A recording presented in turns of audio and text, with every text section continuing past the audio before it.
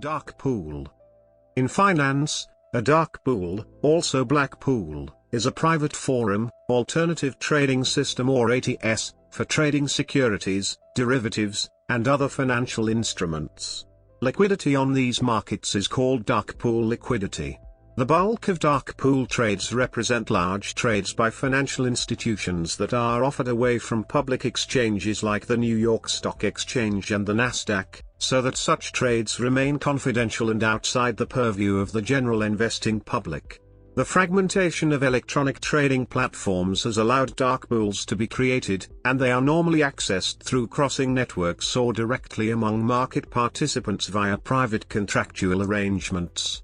Generally, dark pools are not available to the public, but in some cases they may be accessed indirectly by retail investors and traders via retail brokers.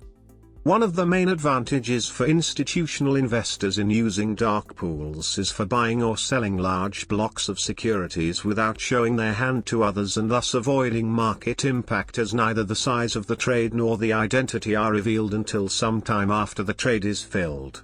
However, it also means that some market participants are disadvantaged as they cannot see the orders before they are executed. Prices are agreed upon by participants in the dark pools, so the market is no longer transparent. Three major types of dark pools exist. Dark pools are heavily used in high-frequency trading, which has also led to a conflict of interest for those operating dark pools due to payment for order flow and priority access. High-frequency traders may obtain information from placing orders in one dark pool that can be used on other exchanges or dark pools. Depending on the precise way in which a dark pool operates and interacts with other venues, it may be considered, and indeed referred to by some vendors, as a grey pool. These systems and strategies typically seek liquidity among open and closed trading venues, such as other alternative trading systems. Dark pools have grown in importance since 2007, with dozens of different pools garnering a substantial portion of U.S. equity trading.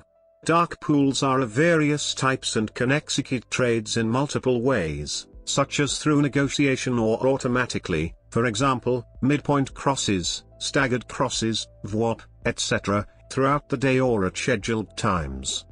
History. The origin of dark pools date back to 1979, when a financial regulation changed in the United States that allowed securities listed on a given exchange to be actively traded off the exchange in which it was listed. Known as Reg 19c3, the U.S. Securities and Exchange Commission passed the regulation, which would start on April 26, 1979. The new regulation allowed the emergence of dark pools through the 1980s that allowed investors to trade large block orders while avoiding market impact and giving up privacy. In 1986, Instinet started the first dark pool trading venue known as After Hours Cross. However, it was not until the next year that ITG created the first intraday dark pool POSIT. Both allowed large trades to be executed anonymously, which was attractive to sellers of large blocks of shares. For the next 20 years, trades executed on dark pools represented a small fraction of the market, between 3 to 5% of all trades. This was sometimes referred to as upstairs trading. The next big development in dark pools came in 2007 when the SEC passed Regulation NMS, National Market System. This allowed investors to bypass public exchanges to gain price improvements. The effect of this was to attract a number of new players to the market, and a large number of dark pools were created over the next 10 years. This was spurred on with the improvements of technology and increasing speed of execution as high-frequency trading took advantage of these dark pools. Operation. Truly dark liquidity can be collected off-market in dark pools using fix and fast protocol-based APIs. Dark pools are generally very similar to standard markets with similar order types, pricing rules and prioritization rules. However, the liquidity is deliberately not advertised. There is no market depth feed. Such markets have no need of an iceberg order type. In addition, they prefer not to print the trades to any public data feed, or if legally required to do so, will do so with as large a delay as legally possible, all to reduce the market impact of any trade. Dark pools are often formed from brokers' order books and other off-market liquidity. When comparing pools, careful checks should be made as to how liquidity numbers were calculated. Some venues count both sides of the trade, or even count liquidity that was posted but not filled. Dark liquidity pools offer institutional investors many of the efficiencies associated with trading on the exchange's public limit order books but without showing their actions to others. Dark liquidity pools avoid this risk because neither the price nor the identity of the trading company is displayed. Dark pools are recorded to the National Consolidated Tape. However, they are recorded as over-the-counter transactions. Therefore, detailed information about the volumes and types of transactions is left to the crossing network to report to clients if they desire and are contractually obligated. Dark pools allow funds to line up and move large blocks of equities without tipping their hands as to what they are up to. Modern electronic trading platforms and the lack of human interaction have reduced the time scale on market movements. This increased responsiveness of the price of an equity to market pressures has made it more difficult to move large blocks of stock without affecting the price. Thus dark pools may protect traders from market participants who use HFT in a predatory manner. Dark pools are run by private brokerages which operate under fewer regulatory and public disclosure requirements than public exchanges. Tab Group estimates trading on the dark pools accounts for 32% of trades in 2012 versus 26% in 2008. Iceberg orders. Some markets allow dark liquidity to be posted inside the existing limit order book alongside public liquidity, usually through the use of iceberg orders. Iceberg orders generally specify an additional display quantity I.E, smaller than the overall order quantity. The order is queued along with other orders but only the display quantity is printed to the market depth. When the order reaches the front of its price queue, only the display quantity is filled before the order is automatically put at the back of the queue and must wait for its next chance to get a fill. Such orders will, therefore, get filled less quickly than the fully public equivalent, and they often carry an explicit cost penalty in the form of a larger execution cost charged by the market. Iceberg orders are not truly dark either, as the trade is usually visible after the fact in the market's public trade feed. Price discovery. If an asset that can be only publicly traded, the standard price discovery process is generally assumed to ensure that at any given time the price is approximately correct or fair. However, very few assets are in this category since most can be traded off-market without printing the trade to a publicly accessible data source. As the proportion of the daily volume of the asset that is traded in such a hidden manner increases, the public price might still be considered fair. However, if public trading continues to decrease as hidden trading increases, it can be seen that the public price does not take into account all information about the asset. In particular, it does not take into account what was traded but hidden, and thus the public price may no longer be fair. Yet when trades executed in dark pools are incorporated into a post-trade transparency regime, investors have access to them as a part of a consolidated tape. This can aid price discovery because institutional investors who are reluctant to tip their hands in lit markets still have to trade, and thus a dark pool with post-trade transparency improves price discovery by increasing the amount of trading taking place. Market impact. While it is safe to say that trading on a dark venue will reduce market impact, it is very unlikely to reduce it to zero. In particular, the liquidity that crosses when there is a transaction has to come from somewhere, and at least some of it is likely to come from the public market, as automated broker systems intercept market-bound orders and instead cross them with the buyer/seller. This disappearance of the opposite side liquidity as it trades with the buyer/seller and leaves the market will cause impact. In addition, the order will slow down the market movement in the direction favorable to the buyer/seller and speed it up in the unfavorable direction. The market impact of the hidden liquidity is greatest when all of the public liquidity has a chance to cross with the user, and least when the user is able to cross with only other hidden liquidity that is also not represented on the market. In other words, the user has a trade-off: reduce the speed of execution by crossing with only dark liquidity, or increase it and increase their market impact. Adverse selection. One potential problem with crossing networks is the so-called winner's curse. Fulfillment of an order implies that the seller actually had more liquidity behind their order than the buyer. If the seller was making many small orders across a long period of time, this would not be relevant.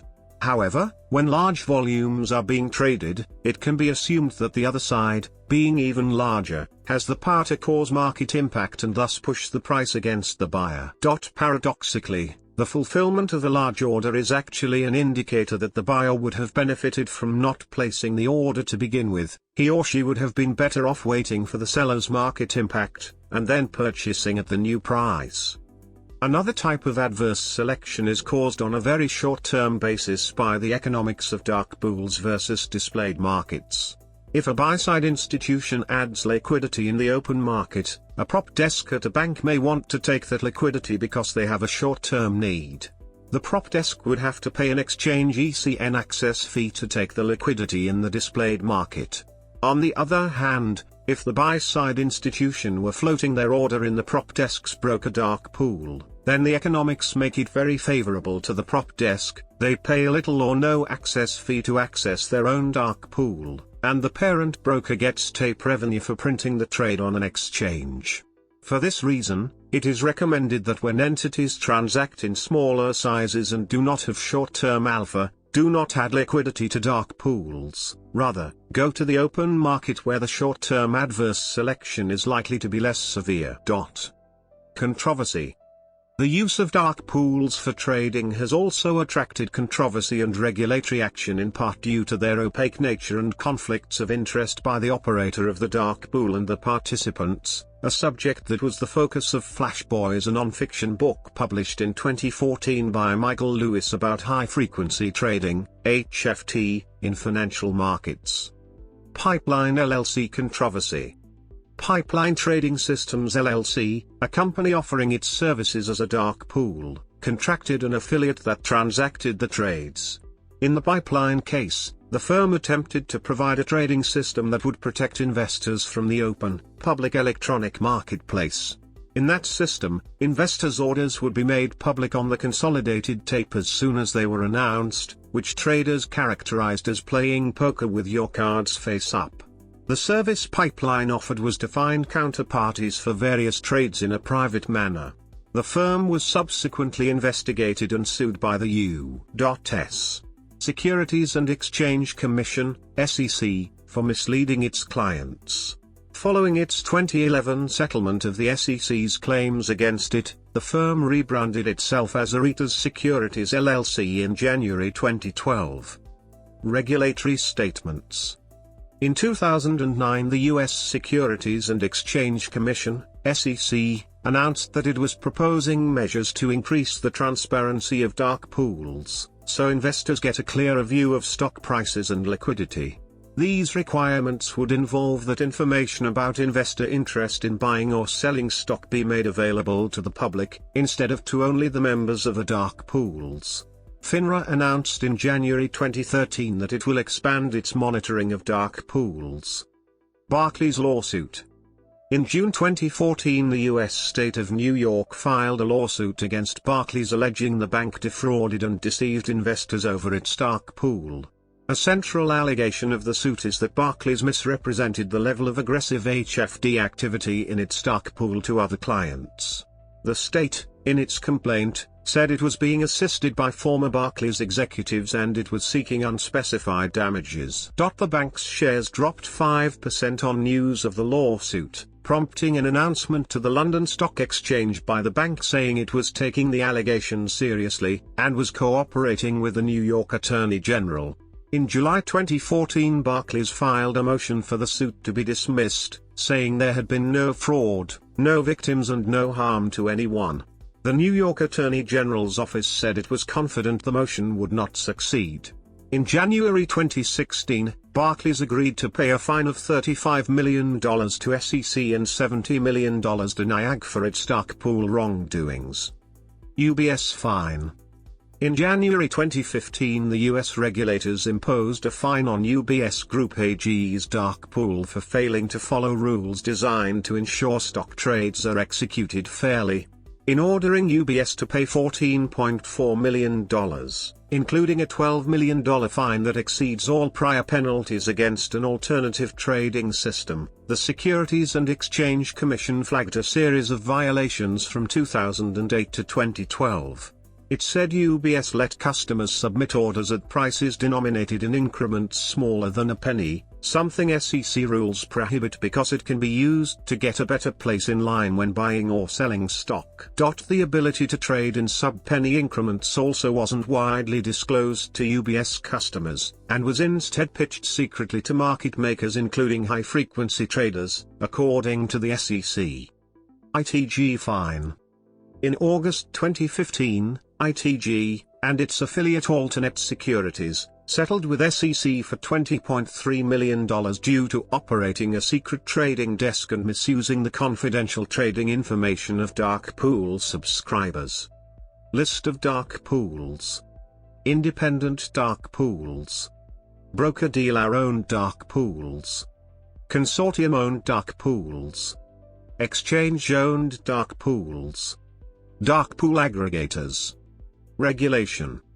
Dark pools were largely motivated by the trades of large blocks and participants who did not want to move the market and cause front-running.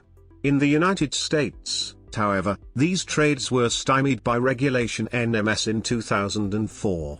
However, under Section 5 of the Securities Exchange Act of 1934 and Regulation ATS of 1998, off-exchange trading was allowed for up to 5% of the national volume of a stock.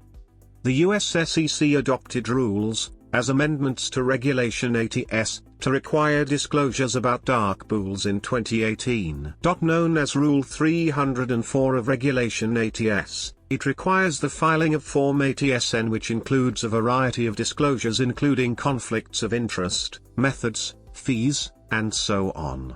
A review of these forms revealed a number of differences, including tiering, pegging, and immediate or cancel (IOC) orders, as well as special features such as a speed bump to prevent high-frequency trading by EX.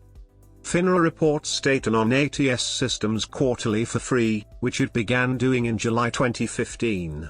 When FINRA released this data, it showed that trades averaged 187 shares, which suggests that the pools were not used for large trades by institutional shareholders.